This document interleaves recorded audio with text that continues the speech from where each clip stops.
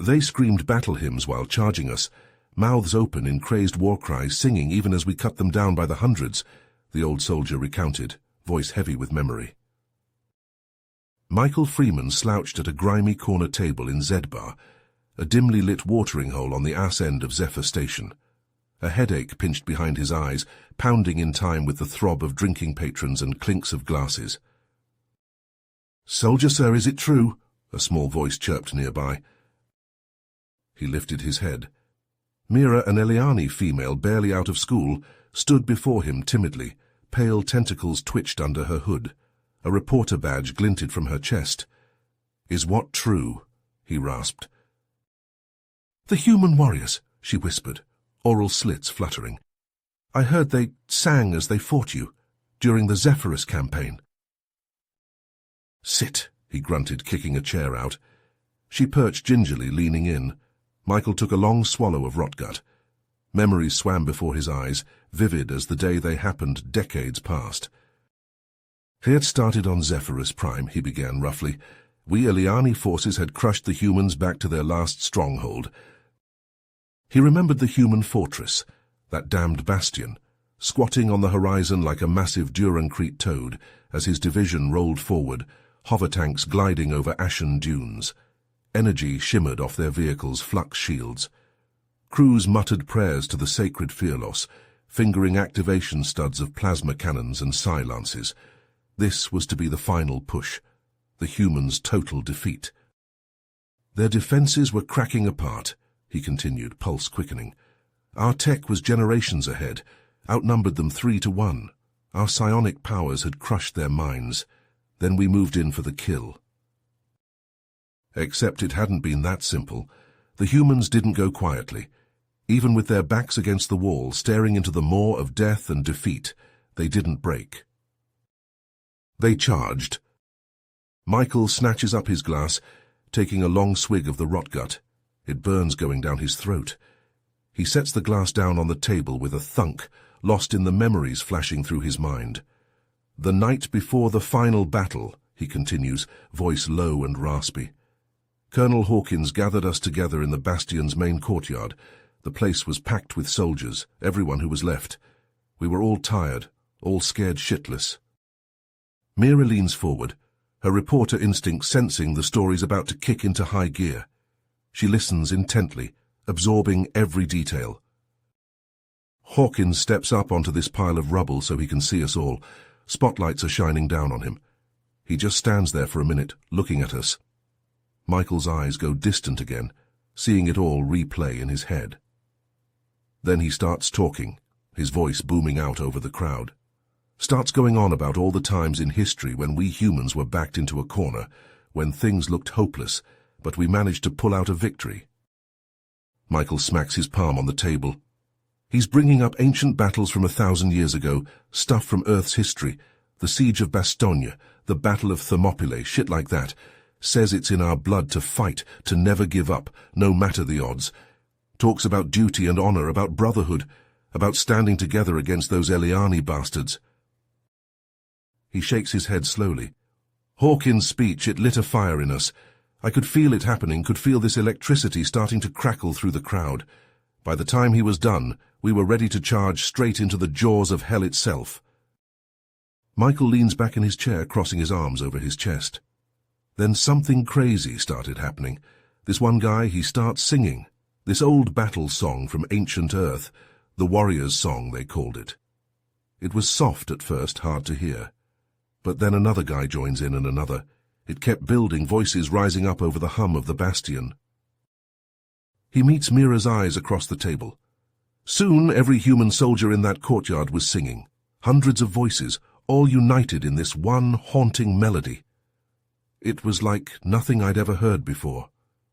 His voice drops to an intense whisper. In that moment, when I heard my brothers singing around me, I felt this shift inside me, this new strength, this sense that maybe we could pull off the impossible. Looking around, I could see the others felt it too. The bar seems to fade away around them as Michael gets more caught up in his story. His words paint a vivid picture, transporting Mira back to that fateful night. Across the battlefield, the Eliani forces started to hear our song, rising up to meet them. I think it unnerved them, hearing their enemy singing. Threw them off balance. They started to hesitate, not charging forward like they'd planned. Michael leans forward, fixing Mira with a look of fierce intensity. That hesitation, that momentary pause. It was all we needed. The tide was about to turn, and the Eliani had no idea what was coming for them. Hawkins' voice crackles over the comm. "All units, advance. Hit 'em with everything we've got."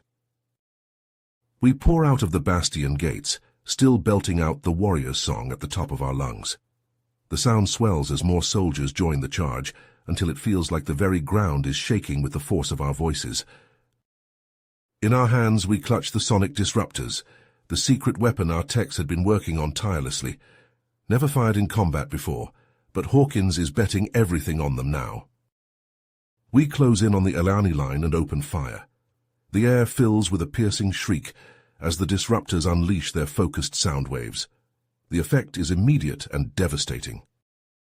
The resonance between our battle song and the sonic blasts amplifies exponentially. Eliani warriors clutch their ears, screaming in agony. Their psionic attacks fizzle out as the discordant frequencies scramble their abilities. I see their energy shields flicker and die, the sonic waves interfering with the emitters. Plasma rifles and psi-lances malfunction and short out in showers of sparks. The Eliani line crumbles into chaos. Soldiers stampede over each other in their haste to retreat. Officers bellow orders that go unheard over the cacophonous din. "Pour it on, boys," I yell, my throat raw. We advance relentlessly, the disruptors screeching, voices never wavering from the battle hymn. There's no fancy tactics, we just keep pushing forward, cutting down any Eliani warrior foolish enough to stand their ground. We're on them then, among them, and the battle dissolves into a maelstrom of close-quarters butchery. Blades flash in the harsh sunlight as we fall upon the enemy with combat knives and bayonets. I glimpse one of my men driving his knife into an Eliani's eye. Another brings his disruptor down like a club, caving in a warrior's skull. No mercy, no quarter. The Eliani are so used to fighting with their minds, with elegant weapons and fancy tech. They're lost in this raw primal melee. We hammer at them with 30 centuries of human talent for hand-to-hand slaughter. I don't know how long it lasts. Minutes? Hours? Time loses all meaning in the press of struggling bodies and spraying blood. When it's over, the dunes are carpeted with twitching Eliani corpses. Crimson gore stains the sand. Michael pauses, tossing back the last dregs of his drink. Mira notices his hand shaking slightly as he sets the empty glass down. His eyes stare into the distance, seeing something she cannot. "That was the beginning of the end for the Eliani on Zephyrus Prime," he says after a long moment. "Oh, they made us bleed for every inch, but we had the momentum now. We hounded them across the planet, disruptors screaming, battle song on our lips." Michael pulls himself up to his full height, ignoring the pain lancing through his body from Zor-El's attack. He locks eyes with the Eliani leader, ancient hymn pouring from his lips. "In the face of death we shall not falter. In the darkest hour we stand as one. United we are strong, our will unbreaking." Michael's voice rises, raw and powerful. Sergeant Lopez staggers to his feet beside Michael, adding his voice to the song. Then Private Novak joins in, followed by Corporal Diaz.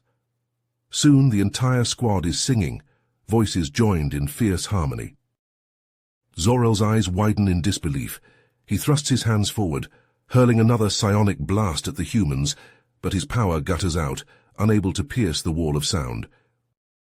The Eliani warlord snarls in frustration, tentacles lashing. He draws a crackling psi-saber from his belt and lunges at Michael, murder in his eyes. Michael meets Zor-El's charge, combat knife in hand. Steel clashes against plasma as they collide in a whirlwind of slashing blades. Michael takes a glancing blow to the shoulder but keeps fighting, never missing a beat of the song. His squadmates fan out around the control room, still singing with all their might. They pour fire from their disruptors into the banks of alien machinery, consoles exploding in showers of sparks. Michael and Zorel dance a deadly duet through the chaos, trading vicious cuts and stabs. The human feels his strength flagging, knows he can't keep this up much longer. Then he spots an opening, a split-second vulnerability as Zorel overextends on a telekinetic lunge. Michael doesn't hesitate. He ducks inside the Eliani's guard and rams his knife up under Zorel's chin with both hands. The Psi-saber clatters to the floor. Zorel staggers back, gurgling, shock in his eyes as indigo blood gushes down his front. He collapses against a sparking console. Michael stands over his foe, breathing hard, knife dripping, the battle hymn still ringing from his throat. The song reaches a crescendo as the command center shakes itself apart around them, the squad's handiwork taking hold. Michael's voice rises to a thunderous roar as he and his squad unleash a final all-out barrage from their sonic disruptors. The discordant frequencies of the weapons blend with the battle hymn still pouring from the humans' throats, resonating and amplifying until the very air seems to shatter. The result is cataclysmic. A sonic boom rips through the command center like the fist of an angry god. Reinforced bulkheads buckle and twist. Instrument panels explode in dazzling cascades of sparks and smoke. Zorel has a fraction of a second to register the look of shock on Michael's face before the wall of sound slams into him like a runaway mag train. His psionic barrier flares brilliantly for an instant, then collapses. The Eliani warlord's body hurtles backwards as if yanked by an invisible cable, crashes into the primary control console. The impact is tremendous. Zorel's exoskeletal armor cracks like an eggshell. Indigo blood sprays the shattered displays. Arcs of electricity envelop the Eliani leader as the console detonates in a geyser of flames and debris. But the destruction doesn't stop there. The chain reaction spreads like wildfire, racing along conduits and circuits. Secondary explosions bloom throughout the command center. Structural beams groan and sag as their molecular integrity fails. Across the battlefield, Eliani warriors stagger and collapse, shrieking in agony. The psychic feedback from Zorel's violent severance lances through their minds like superheated blades, overwhelming their synapses, burning out their psionic receptors.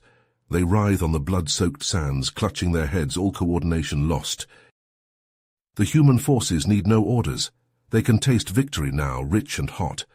Bellowing their battle song, they fall on their stricken foes in a rising tide of steel and fury. Blades rise and fall in crimson arcs. Disruptor fire saturates the Eliani positions. There is no mercy, no restraint, just the pure primal savagery of long-awaited vengeance. Michael and his squad, battered and bloody, claw their way out of the disintegrating command center. They emerge into the harsh light of Zephyrus Prime's wounded sky. The scene that greets them is one of total devastation. The once mighty Eliani army flees in ragged disarray, abandoning their equipment, their wounded, their dead. Proud warriors scramble for the dubious safety of the dunes, all discipline forgotten. But there is no joy in Michael's heart as he watches the rout, no sense of exultation or triumph.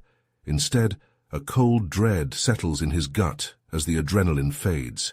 He knows, with a certainty that chills his soul, that this is not the end, that the Eliani will return, thirsting for revenge, that this is but the first battle in a war that will consume worlds, a war with no end in sight.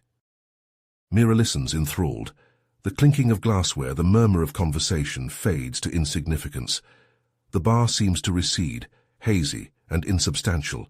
There is only the old soldier, his eyes haunted, his voice rough with memory. She feels the weight of his tale, the burden of the sacrifices, the scars that will never heal. She wants to ask more, to plumb the depths of his experience, but she senses the moment stretching, thinning. Michael drains his glass in one long swallow. The ice cubes rattle softly as he sets it down.